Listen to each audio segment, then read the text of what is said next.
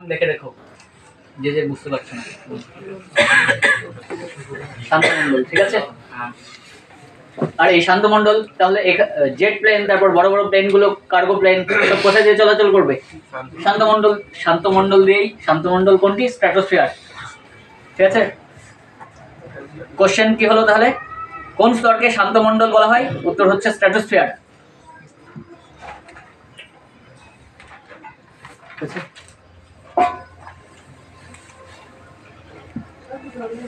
এটা তারপরে একসঙ্গে এটা লিখে রেখো যে প্লেন, যাত্রীবাহী প্লেন,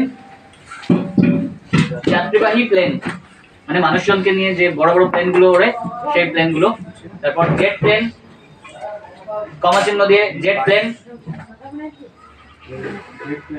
হ্যাঁ, চলাচল করে কোন স্তরে?